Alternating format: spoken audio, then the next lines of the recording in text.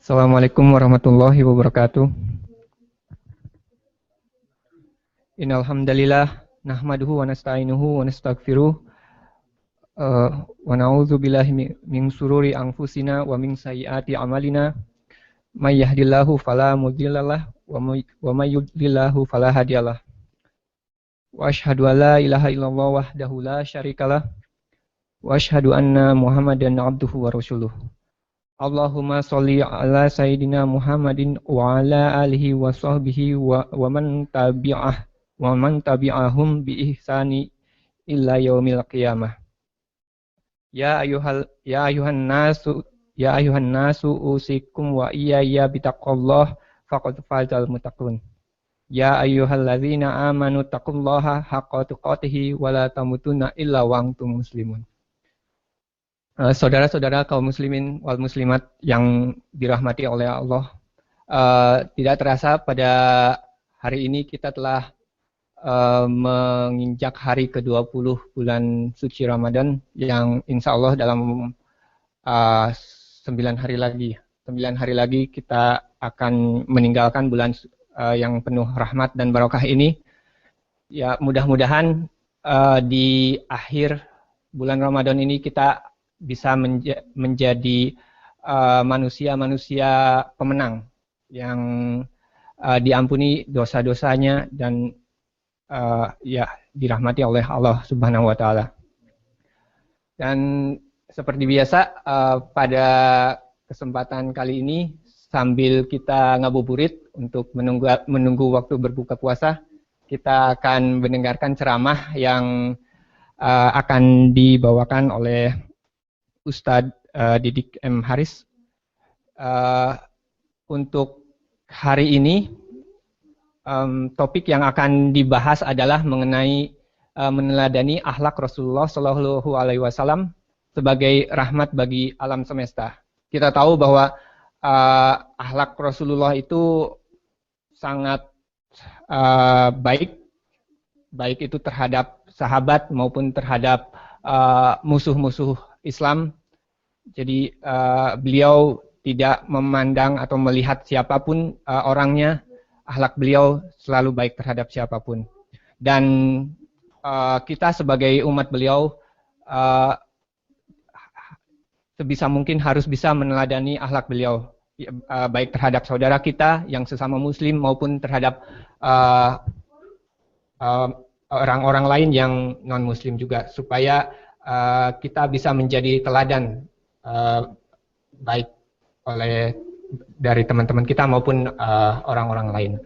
Dan mungkin untuk lebih jelasnya bagaimana kita bisa meneladani akhlak Rasulullah SAW, kita langsung saja berikan waktu kepada Ustadz Didik. Silakan. Bismillahirrahmanirrahim. Assalamualaikum warahmatullahi wabarakatuh. Alhamdulillahi rabbil alamin. Wassalatu wassalamu ala asyrafil anbiya'i wal mursalin Sayyidina wa habibina Muhammadin wa ala alihi wa ashabihi wa man tabi'ahum bi ihsanin ila yaumiddin. Amma ba'du.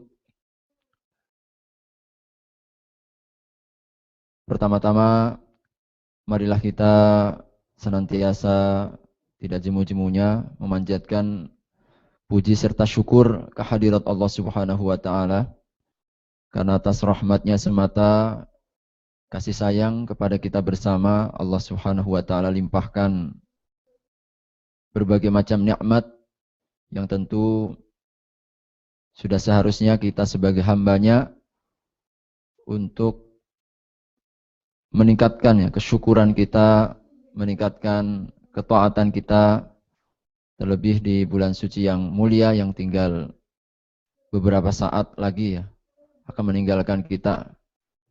Malam hari ini kita sudah masuki 10 hari terakhir di bulan suci Ramadan, malam yang ke-21 insyaallah, yang mana baginda Nabi SAW beliau menteladankan kepada kita untuk menghidup-hidupkan ya, malam-malam 10 hari terakhir. Beliau kencangkan ikat pinggangnya sebagai sebuah isyarat beliau bermujahadah, beliau bersungguh-sungguh apa yang beliau tidak lakukan pada malam-malam berikutnya, malam-malam sebelumnya. Beliau bangunkan istri dan keluarganya ya, dan beliau hidup-hidupkan malam harinya dengan amal-amal ibadah. Karena Nabi Shallallahu Alaihi Wasallam telah memberitakan di 10 hari terakhir inilah terlepas ganjil dan genapnya, meskipun di malam yang ganjil lebih kuat, Rasulullah menjanjikan malam yang lebih baik daripada 1000 bulan, 83 tahun, 3 bulan. Jadi menitnya, jamnya tentu lebih mulia ya, dari malam-malam dan juga waktu yang begitu berharga. Oleh karenanya, mari saya mewasiatkan kepada diri pribadi dan juga mengajak ya kepada semuanya, kita malam-malam akhir ini kita betul-betul bermohon kepada Allah, bermunajat ya. Kita optimalkan ya, detik-detiknya, menit-menitnya dengan doa, dengan zikir. Boleh jadi kita menepati malam yang diturunkan Lailatul Qadar insyaallah. Hadirin rahimakumullah, Bapak Ibu sekalian, shaimin shaimat yang dirahmati Allah Subhanahu wa taala. Topik yang coba ingin kita angkat sesungguhnya topik yang selalu relevan ya, untuk kita angkat dalam rangka menumbuhkan kecintaan kita, menumbuhkan rasa rindu kita ya kepada baginda Nabi Muhammad sallallahu alaihi wasallam. Oleh karena beliaulah yang telah ditetapkan oleh Allah Subhanahu wa taala hamba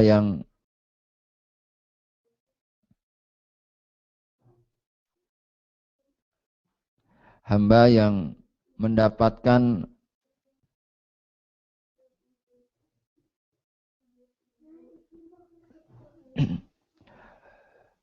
penegasan uswah hasanah terbaik kita ya. Suri toladan yang terbaik ya. Laqad kana lakum fi Rasulillahi uswatun hasanah liman kana yarjullaha wal yawmal akhir wa dzakarallaha katsira. Yang menegaskan siapa? Allah. Yang menciptakan bahwa Nabi Shallallahu Alaihi Wasallam adalah sumber keteladanan, selalu menjadi inspirasi bagi kita dalam segenap sisi, apapun posisi kita.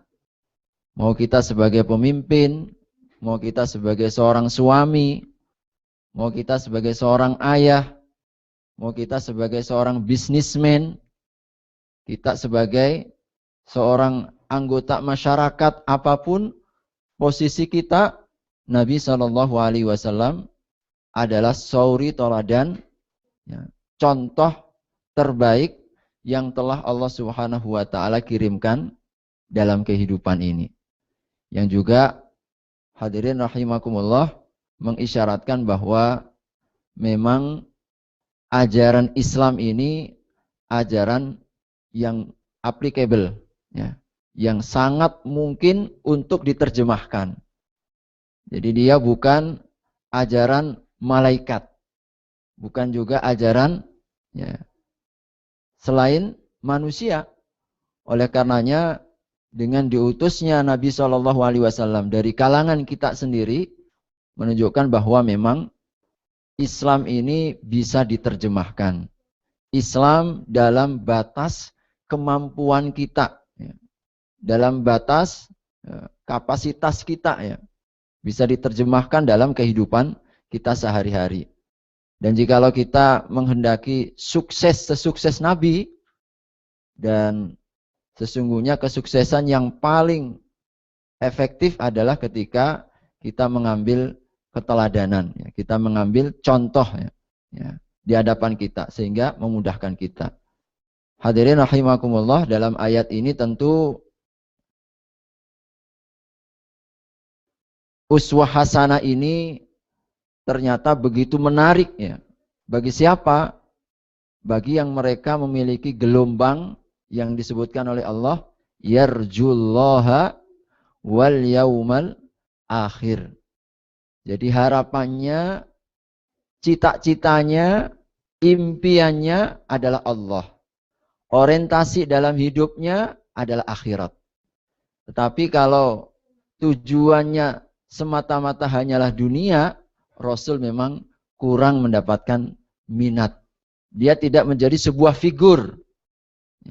Oleh karenanya kalau kita ingin menjadikan Nabi ini sebagai uswah hasanah kita, setting gelombang jiwa kita yang harus kita lakukan adalah, kita setting adalah bagaimana agar kita semata-mata hanya mengharapkan yarjullah wal yaumal akhir. Maka kalau itu ya, mind setting kita, ya, kondisi kejiwaan kita, maka insya Allah Rasul ini akan bisa menjadi idola. Ya. Rasul akan menjadi sebuah figur yang sangat utama yang akan membawa kita kepada kesuksesan fid dunya wal akhirah. Fid dunya hasanah wa fil akhirati hasanah. Bapak Ibu sekalian yang dirahmati Allah Subhanahu wa taala, coba di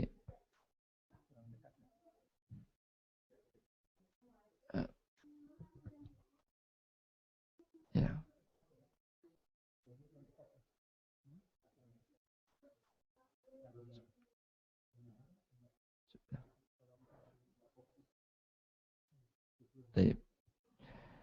Jadi Allah Subhanahu wa taala telah memberikan keteladanan ini oleh karena Allah Subhanahu wa taala telah mensucikan ya, mensucikan akal beliau sallallahu alaihi wasallam.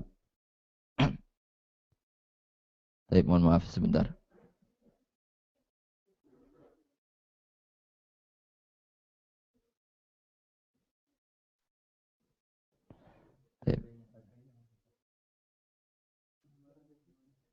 Baik, enggak apa. Mungkin salah seorang ini saja.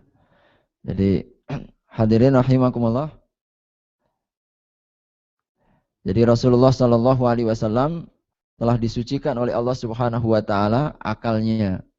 Jadi beliau menjadi uswah karena beliau yang mendapatkan rekomendasi ya. Beliau yang telah ditetapkan oleh Allah pasti benarnya ya. Wa ma yantiqu 'anil hawa in huwa illa wahyu yuha. Jadi Allah Subhanahu wa taala katakan apa yang diucapkan, apa yang beliau ungkapkan bukanlah atas kemauan sendiri. Tetapi segala sesuatunya adalah wahyu daripada Allah Subhanahu wa taala. Kemudian Allah juga telah mewasiatkan, mensucikan beliau dari sisi jiwanya. Allah katakan dalam surat Al-Insyirah, alam nashrah laka sadrak. Ya, bukankah kami telah melapangkan. Jadi Allah telah sucikan. Allah Subhanahu wa taala telah kokohkan ya jiwanya, dadanya. Ini juga bentuk penegasan lain mengapa Allah Subhanahu wa taala yang telah mendidik, telah membimbing dan juga mengarahkan Nabi dengan sebaik-baik bimbingan dan juga didikan. Rasulullah sallallahu alaihi wasallam juga disucikan Allah namanya. Ya, wa rafa'na laka dzikrak.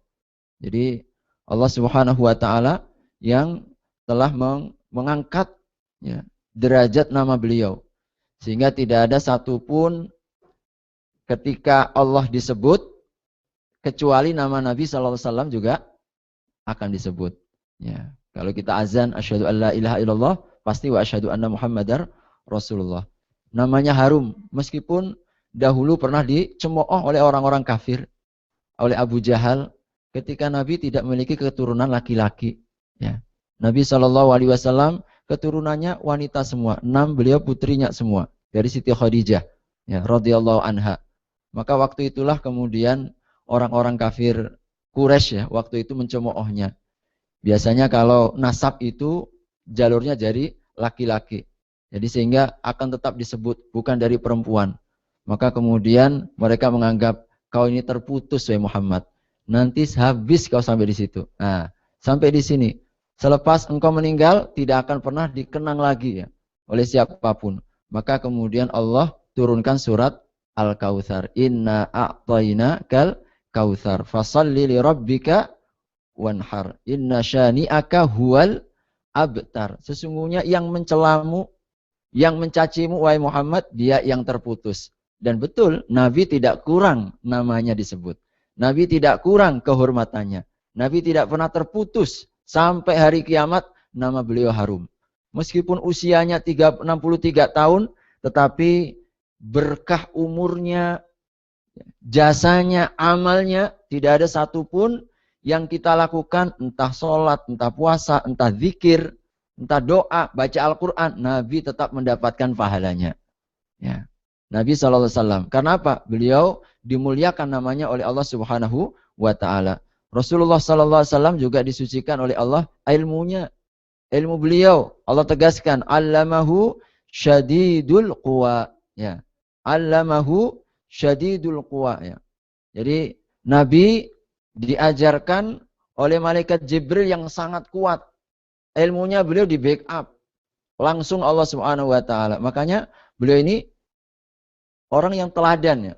Beliau sallallahu alaihi wasallam juga disucikan akhlaknya oleh Allah. Wa innaka la'ala khuluqin azim. Semua sisinya. Amalnya, akhlaknya, namanya, ilmunya. Ya. Allah Subhanahu wa Ta'ala tegaskan, la'ala khuluqin azim. Sungguh berada pada posisi etika dan juga akhlak tertinggi.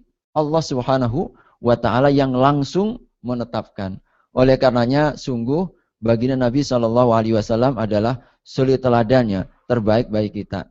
Nabi Shallallahu Alaihi Wasallam yang begitu luar biasa ya.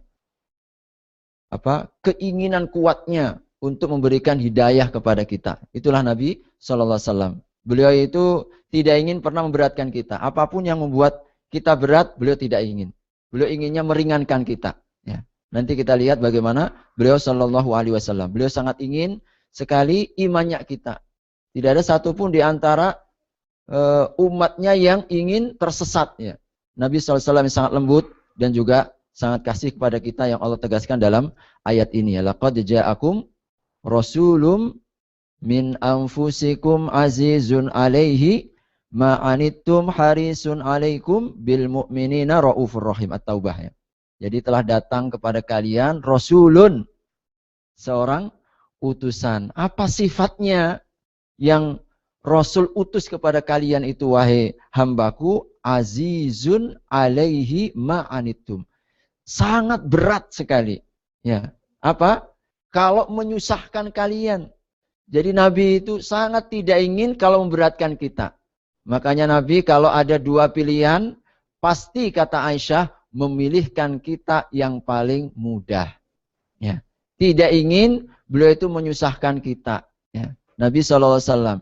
Sampai ketika di malam-malam bulan Ramadan seperti ini, Nabi SAW dalam riwayatnya itu beberapa hari saja. Ketika tidak muncul kembali di hadapan para sahabat, padahal ditunggu ini oleh para sahabat. Ya, sudah siap berkumpul untuk mengikuti tarawihnya Nabi. Padahal tarawihnya Nabi kalau dalam riwayat Aisyah itu disebutkan malam pertama beliau itu sampai sepertiga malam. Tarawihnya. Malam keduanya sampai separuh malam. Subhanallah. Begitu panjangnya sholatnya. Tetapi makin hari makin bertambah itu para sahabat. Bahkan malam berikutnya hampir-hampir kata Aisyah, kami tidak menemukan waktu untuk sahur. Tetapi Nabi SAW beliau tidak keluar kunjung keluar. Ternyata Nabi ketika ditanya oleh para sahabatnya, kenapa wahai Nabi engkau tidak keluar bersama kami?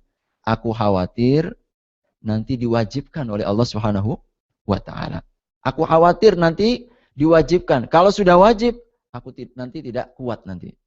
Nabi juga pernah bersabda, andai saja tidak memberatkan kalian, aku lebih suka sedikit mengakhirkan waktu Isya.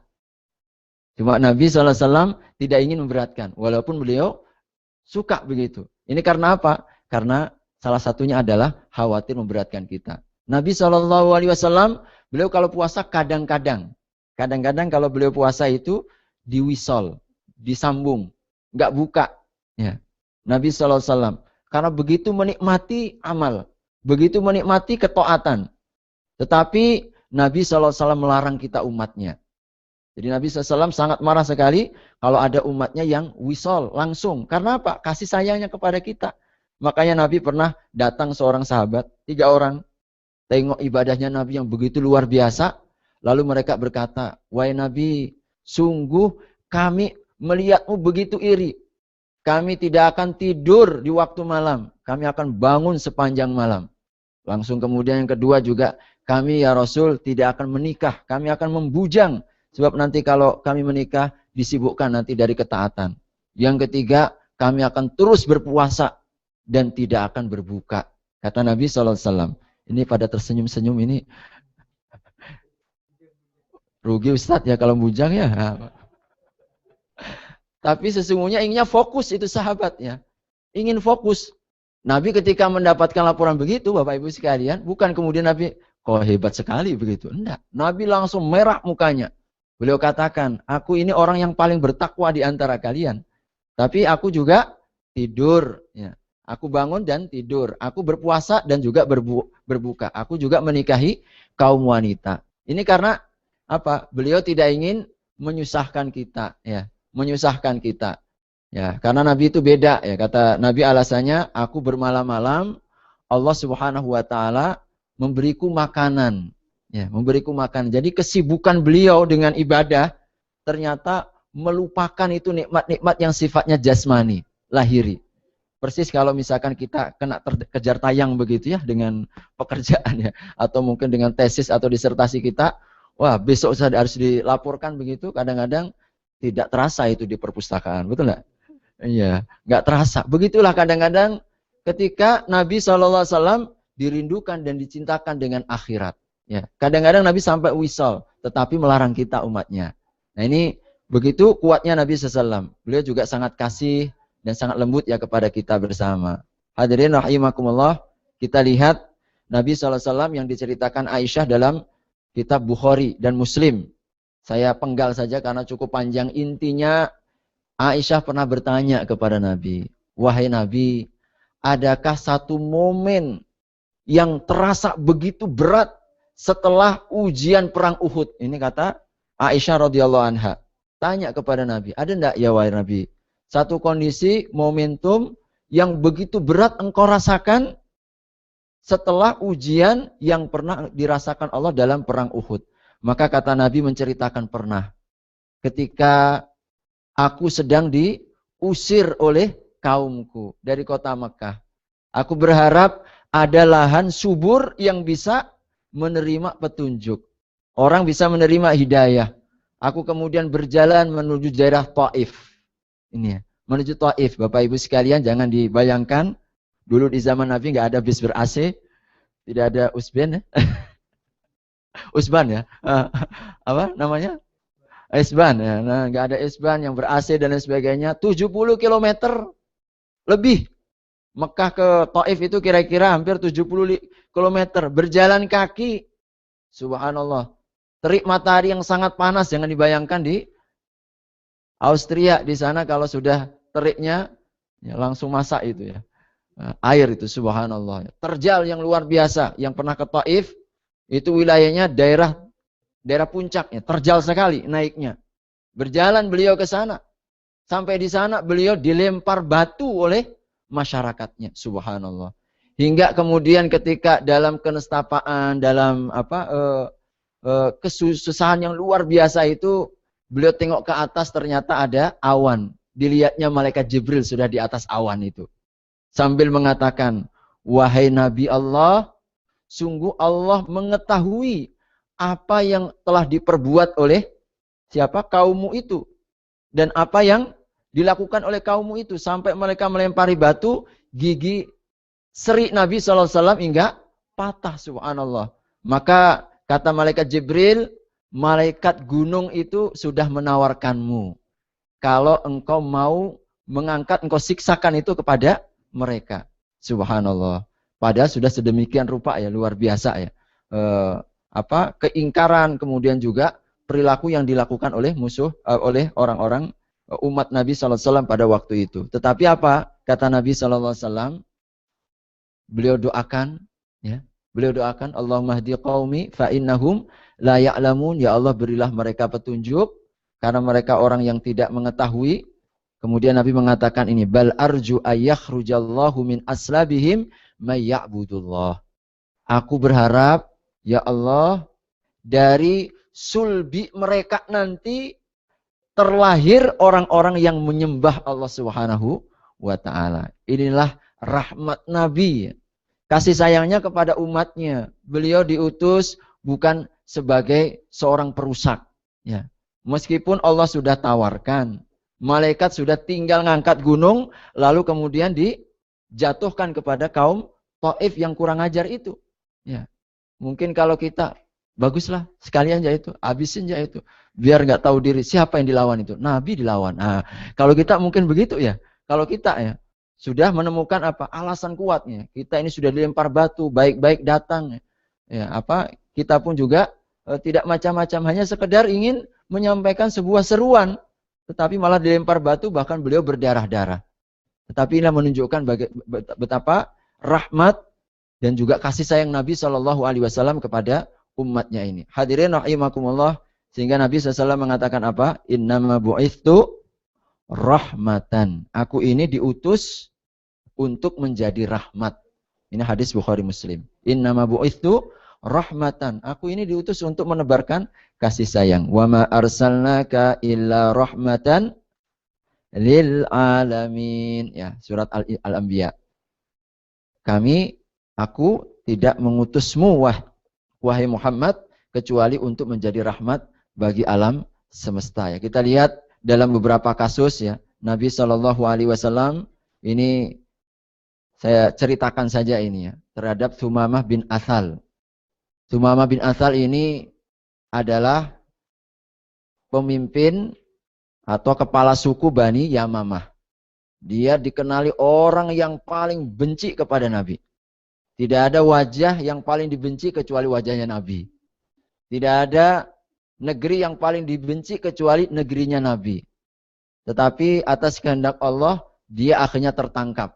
Ceritanya begitu ya. Tertangkap oleh Nabi Sallallahu Alaihi Wasallam dan para sahabat, diikat di sisi-sisi tiang masjid. Ya, di sisi tiang masjid. Maka ketika Nabi SAW bertemu pada hari pertama, dia tanya, wahai siapa? Thumamah, ya, bagaimana keadaanmu? Ya, bagaimana keadaanmu? Maka kata Thumamah, khairun, ya, indi, aku ini punya banyak kebaikan. Kalau engkau membunuhku, maka engkau akan mendapatkan dam. Jadi dulu itu kalau istilahnya kalau ada pembunuhan itu biasanya ada dam. Ya, artinya apa? Intaktul taktul bidzatid dam. Kalau engkau membunuh, maka artinya dibunuh begitu, dia disiksa dengan pembunuhan, maka insya Allah dia akan mendapatkan dam, ya, mendapatkan denda begitu. Tetapi kalau engkau mengampuniku, maka adalah orang yang begitu bersyukur. Kalau engkau minta harta, minta apa saja yang kau mau wahai Muhammad. Kemudian Nabi berlalu saja begitu. Padahal tawarannya menarik. Ya. Kalau Nabi itu memang menghendaki pujian, kalau Nabi memang menghendaki kekayaan, kalau Nabi menghendaki harta, pastilah akan bisa dilepaskan, dia dapat uang banyak. Tetapi Nabi kemudian membiarkan. Hari kedua kembali, Thumamah ditanya, wahai Thumamah, bagaimana keadaanmu? Kemudian dijawab seperti yang aku jawab kemarin. Kalau engkau membunuh, maka engkau akan mendapatkan dam. Kalau engkau memberikan memberikan nikmat, maka akan aku syukuri. Kalau engkau minta apapun, maka akan aku beri dari apa yang aku miliki. Nabi SAW berlalu begitu saja kembali. Esok harinya, hari ketiga ditanya seperti pertanyaan pertama. Jawaban Thumamah juga pertanyaan yang kedua. Seperti jawaban yang semula. Akhirnya oleh Nabi SAW hari keempatnya dilepaskan. Subhanallah. Ketika dilepaskan itu hatinya luluh. Ini Nabi SAW. Beliau itu meskipun orang yang paling keras ya permusuhannya kepada Nabi. Orang yang paling benci kepada Nabi. Ketika dia menjadi tawanan yang terbaik. Diperbuat dengan yang terbaik. Tidak ada satupun disentuh. Padahal dia sudah ingin membebaskan dengan sebuah denda yang luar biasa. Tetapi Nabi SAW memang tidak itu yang dikehendaki. Nabi hanya ingin memperlihatkan kepada Thumamah bin Athal ini, jadi kepala sukunya orang Bani Yamamah ini, bagaimana akhlak Nabi dan para sahabatnya. Ditengokkan di masjid, apa yang dibuat oleh Nabi dan para sahabat di masjid.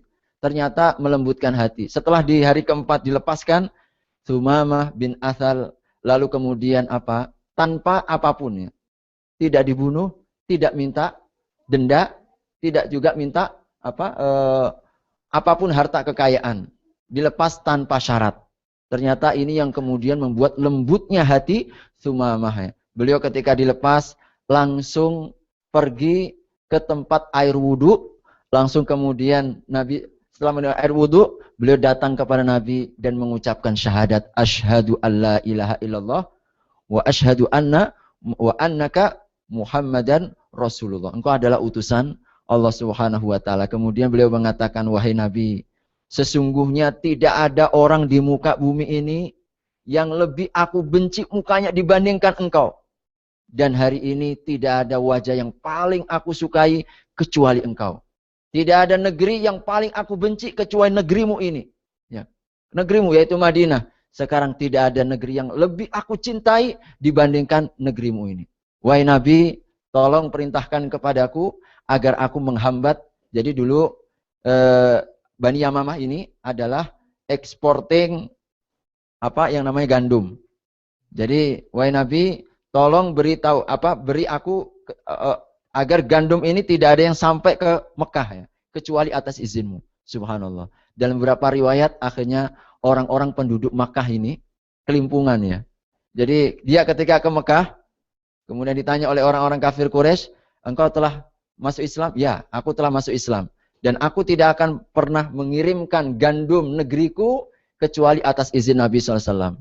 Hingga Mekah waktu itu sempat ekonominya karena tidak ada stok ya. Gandum itu sampai mau habis hingga Nabi SAW kemudian memberikan izin ya untuk masuknya. Subhanallah. Hadirin rahimakumullah. Ini bagaimana Nabi SAW terhadap orang yang memusuhi beliau, yang sangat benci kepada beliau, luar biasa ya. Ternyata inilah contoh perilaku ya, keteladanan bagaimana rahmat Nabi kepada sekalipun musuhnya ya, beliau sanggup meluluhkan. Dan ternyata menjadi pelajaran bagi kita Bapak Ibu sekalian, kalau kita ingin melembutkan orang, tidak bisa kita lembutkan dengan apapun. Tidak ada yang paling efektif kecuali dengan akhlak ya. Nabi SAW akhlak yang sangat mulia ya. Satu kesempatan yang lain ketika setelah perang Badar ya, ada nama Wahab bin Umair dan Sofwan bin Umayyah. Ini dalam sebuah cerita, ketika selesai perang Badar, banyak pemimpin-pemimpin kaum Quraisy yang meninggal di Badar, sehingga kemudian dua orang ini dalam kenestapaannya datang. Tidak ada sebuah kehidupan yang lebih buruk kecuali kehidupan setelah Badar ini. Ya, tidak ada seburuk-buruk kehidupan kecuali setelah Badar, karena banyak rekan-rekannya yang meninggal, kehidupan juga semakin kacau dan lain sebagainya. Maka kata Wahab ini bertemu dengan Sofwan di sisi di sisi batu ya, di sisi batu. Jadi mengeluhkan kondisi yang ada ya.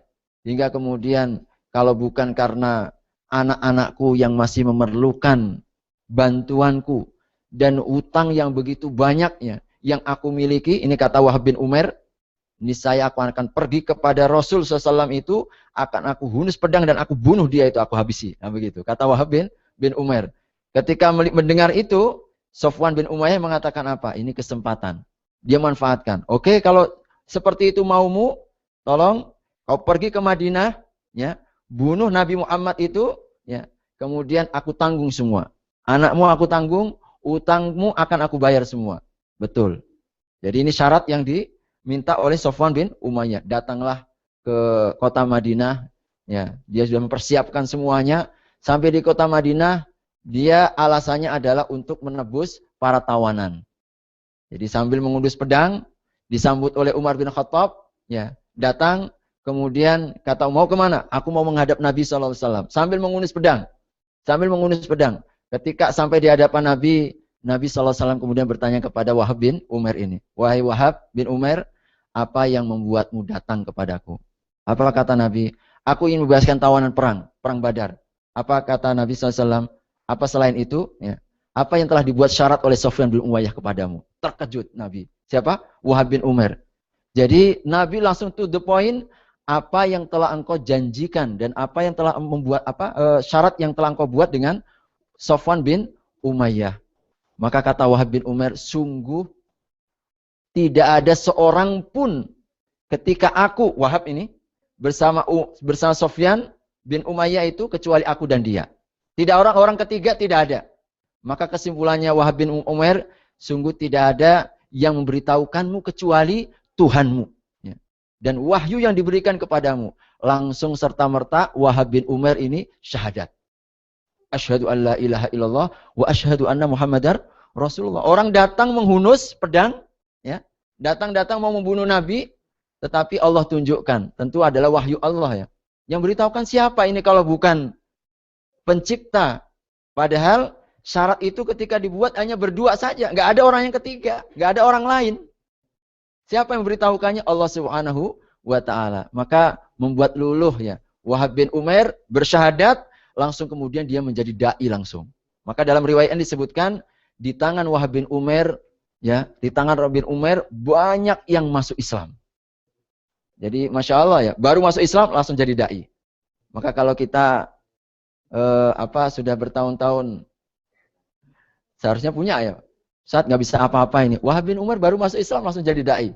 Di tangannya banyak masuk orang Islam ya. Subhanallah. Hanya dengan modal apa? Cerita. Cerita apa? Cerita bahwa Nabi mengetahui pembicaraannya dengan Sofwan bin Umayyah meskipun hanya berdua. Subhanallah. Maka musuh bisa menjadi teman yang begitu akrab oleh karena apa? Oleh karena akhlak Nabi Sallallahu Alaihi Wasallam. Nabi SAW ketika menghadapi Muawiyah bin Hakam As-Sulami, ya seorang sahabat yang sangat terkenal, ketika dia berbicara dalam sholatnya. Ini Muawiyah bin Hakam As-Sulami ini datang sholat, belum tahu ilmunya sholat. Sholat, langsung kemudian ada seseorang yang bersin. Hasim, begitulah. Hasim.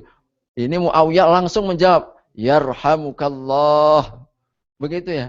Ini ketika dia menjawab Yarhamukallah itu, kemudian para sahabat pada mandangi semua itu. Dipandangin itu Hakam bin Muawiyah. Dasar Muawiyah belum tahu ilmunya sholat. Makin dipandangi, makin dikata-katain. Ngapain kau? Ya, bahasa kita begitu. Ngapain kau pandang-pandang aku segala begitu ya. Makin dibicara Muawiyah, para sahabat begini-begini. Di riwayatnya begini-begini. Nepuk-nepuk pahanya. Nepuk-nepuk pahanya begitu. Artinya apa? Jangan bicara. Ini lagi sholat begitu. Subhanallah. Selesai sholat. Mungkin kalau kita imam yang nggak tahu ilmunya sholat atau mungkin kurang memiliki jiwa ya pendidik yang baik, siapa tadi yang bicara sholat?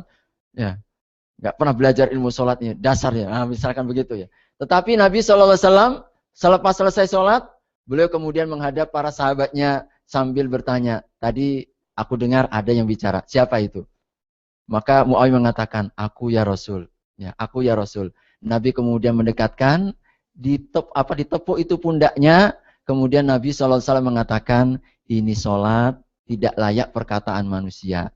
Hanya doa, zikir, dan membaca Al-Quran. Subhanallah. Apa kata Hakam As-Sulami ini ya? Hakam dia mengatakan, tidak pernah aku melihat seorang pendidik yang jauh lebih baik dibandingkan Rasul Sallallahu Alaihi Wasallam.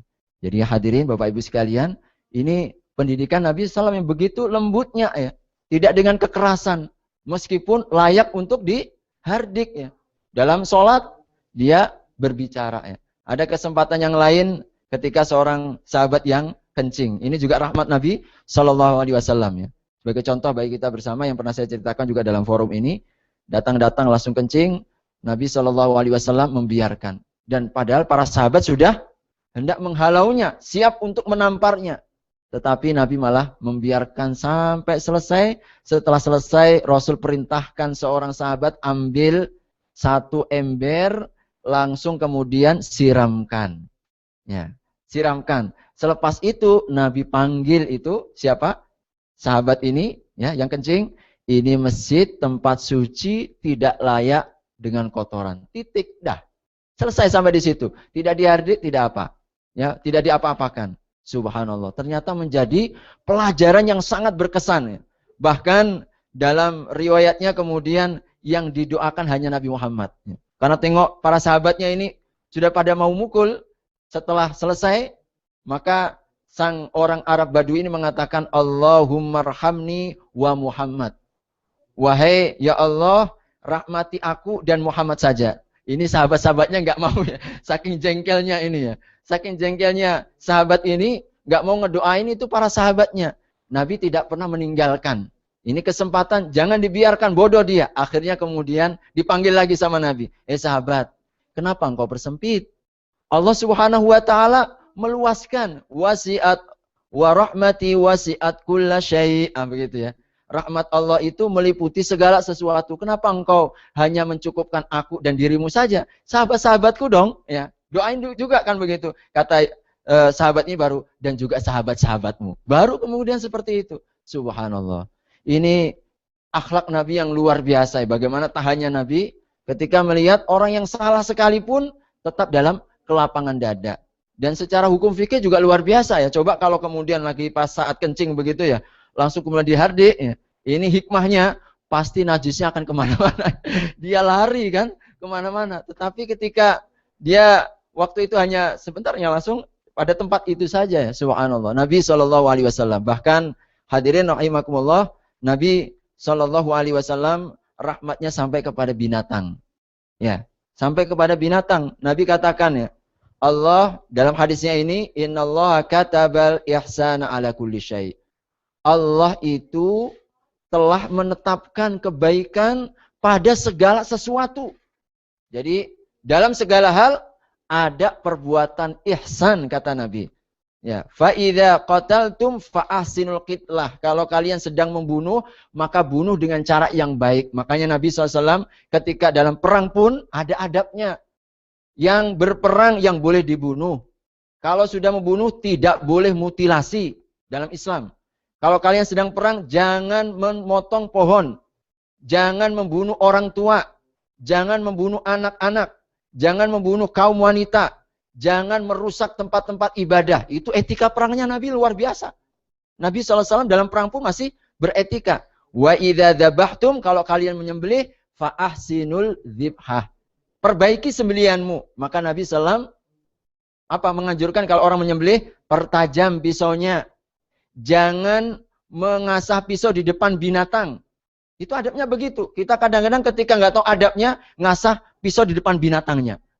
Coba kalau kita mau disembelih, langsung di depan kita ditasah. Sudah siksaan tersendiri itu. Siksaan tersendiri. Kalau kalian menyembelih, pisahkan binatangnya.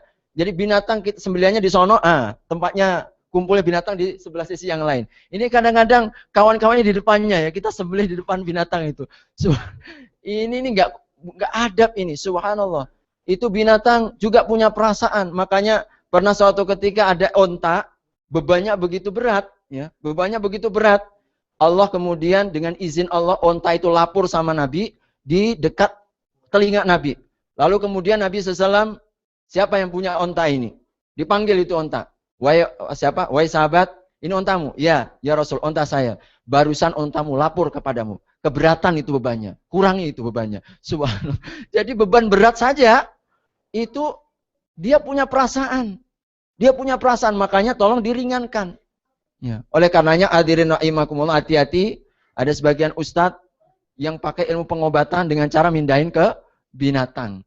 Itu nggak pakai syariat itu. Meskipun ustadz kita katakan tidak benar. Nabi saja yang beban berat saja dikurangi. Ini dikirim penyakit ini. Dikirim penyakit. Kalau sakit jantungnya nanti jantung binatang itu. Sekali lagi tidak syar'i dan sekali lagi ustadz ini sesat. Tidak bisa kita benarkan pengobatan dengan cara seperti itu. Jadi dibebani berat saja tidak boleh oleh Nabi. Apalagi dikirim binatang. Kalau dia bisa bicara, enaknya aja kau ya, begitu ya. Kirim penyakit ke orang lain itu pakai jin itu. Ya makanya hati-hati. Ini binatang ya. Oleh karenanya hadirin rahimakumullah, begitu rupa ya. Binatang ini mendapatkan rahmat Allah Subhanahu wa taala ya kepada kita bersama. Baik, hadirin rahimakumullah, ini waktu tinggal beberapa saat. Ini sebenarnya masih ada penyantun bagaimana tawaduknya Nabi, bagaimana juga sifat kesetiaan Nabi yang sangat luar biasa ya. Dalam semua sisi bisa kita ambil, bisa kita dalam sirah-sirah nabawiyah. Oleh karenanya mungkin karena tinggal beberapa waktu, 8 menit ini ke depan atau 9 menit ya. Mungkin kita buka ruang untuk tanya jawab ya. Mudah-mudahan bisa lebih menghidupkan suasana kita. Wallahu a'lam bishawab. Terima kasih Ustadz atas pemaparannya mengenai akhlak Rasul dan ya sebagai contoh atau suri teladan yang baik bagi umat manusia. Mungkin untuk mempersingkat waktu langsung saja, nggak perlu saya simpulkan. Nggak perlu saya simpulkan, sepertinya sudah jelas. Jadi kalau ada pertanyaan baik mengenai akhlak Nabi ataupun pertanyaan di luar topik kita hari ini, dipersilahkan. Silakan, mungkin ada bapak-bapak dulu atau ibu-ibu yang mau bertanya.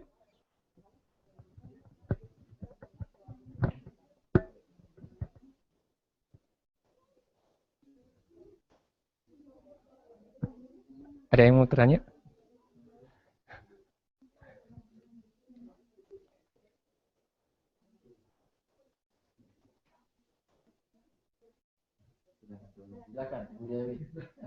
Iya.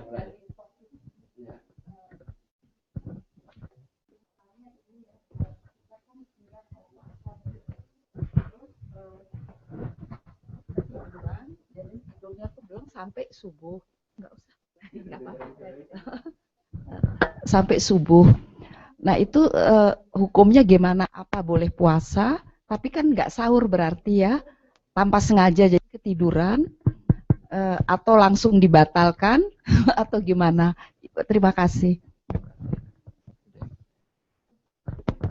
Terkait dengan niat ya, memang termasuk menjadi syarat dalam atau sahnya dan sempurnanya setiap amalnya. Innamal a'malu binniyat ya. Setiap amal itu perlu niat ya, untuk membedakan apakah ini amalan biasa ataukah amal yang memiliki nilai ibadah. Jadi kita duduk begini ya, duduk juga banyak. Di pinggir jalan juga duduk. Tetapi kalau kita duduknya di masjid begini, kita sekalian niatkan untuk iktikaf. Makanya termasuk juga berpuasa wajib hukumnya termasuk niat ya. Nah kalau puasa wajib ini wajib kita inapkan. Memang dari semalam kita itu sudah punya niat ya, dari semalam. Nah, para ulama kemudian menyebutkan maka cukup kalau kita misalkan sahur misalkan begitu ya, sahur itu sudah cukup untuk bukti sebagai niat kita. Nah kalau kita tertidur misalkan ya, tertidur sampai subuh kemudian baru bangun ya. Jadi pada dasarnya ketika kita masuki bulan suci Ramadan itu ya, bulan suci Ramadan, kita ini sudah punya niat akan berpuasa selama 1 bulan. Ya, selama 1 bulan, sesungguhnya ya. Baik itu kita ucapkan atau tidak. Jadi artinya apa? Setiap seorang muslim, ya, setiap seorang muslim pasti kalau ditanya bulan Ramadan ini mau puasa, insya Allah saya akan puasa. Jadi sehingga kalau kemudian kita tertidur atau tidak tersadar misalkan sampai subuh baru bangun ya, tidak sahur ya, insya Allah dalam pandangan syariat tidak masalah ya. Artinya ya tidak boleh minum lagi, betul. Jadi tidak boleh minum lagi. Ya jelas ya, karena memang batasnya kan dari terbitnya fajar kan begitu ya. Jadi terbit fajar maka ketika kita sudah masuk waktu fajar ya, maka kita wajib lanjut ya. Dulu di zaman Nabi pernah ada kasus ya. Pernah ada kasus juga ya, Bu Dewi ya. Jadi dulu di zaman Nabi itu ada seorang sahabat berbuka ya saking capeknya begitu ya. Saking capeknya bekerja ya, sampai tertidur enggak berbuka. Dan baru bangun-bangun sudah waktu subuh. Akhirnya sahabat ini tetap lanjut. Ya, tetap lanjut ya. Sehingga hampir saja dia juga pingsan begitu ya. Karena 2 hari 24 jam kali 2 kali berpuasa ya. Sampai seperti tapi karena punya niat tadi ya. Dan Nabi SAW tidak meminta sahabat ini untuk misalkan untuk mengulang, tidak. Jadi langsung lanjut saja begitu. Jadi insya Allah ketika memang sudah terbit fajar ya sudah. Kita langsung lanjutkan untuk berpuasa. Cuma dalam bab masalah sholat ya memang ya, dalam bab masalah sholat maka tatkala kita bangun waktu sholatnya ya waktu itu kita bangun.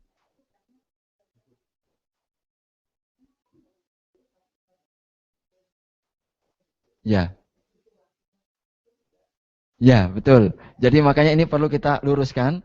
Jadi kalau puasa karena memang sudah ada batasan waktunya mulai terbit fajar sampai tenggelam matahari, maka kalau misalkan kita sampai terbangun selepas sholat fajar, tinggal langsung lanjutkan. Jadi kecuali kalau puasa, kalau sholat, kata Nabi SAW, man nama an sholatin sholat man nama alaihi sholatun, ya, barang siapa yang tertidur ya daripada sholat, ya, fal yusolli idza dzakaraha, maka sholatlah di saat dia terbangun. Jadi waktu bangunnya itulah waktu sholatnya. Bangun-bangun jam 9 pagi belum subuh, jam 9 pagi itulah kita sholatnya. Jadi tidak boleh ditangguh-tangguhkan lagi. Bangunnya jam 8, langsung jam 8 itu waktu sholatnya. Jadi seperti itu. Ya, niatnya sholat subuh. Ya, karena kita terbangunnya itu ya. Tentu bukan karena unsur kesengajaan. Tapi kalau memang sengaja, ini waktu tinggal 5 menit begitu ya, sengaja tidur, ini mah ada unsur kesengajaan, kita mau menidurkan diri kan begitu, tinggal tanggung kan ya. Jadi insya Allah seperti itu Bu ya. Tafadhol. Nah, langsung sahur. Jadi enggak ya. Jadi memang sholat yang ada. Kalau sahur ya tetap ya wajib kita mengikuti batasnya, insya Allah. Baik, masih ada? Sudah masuk ya? Insya Allah. Baik, saat ini telah masuk waktu berbuka puasa.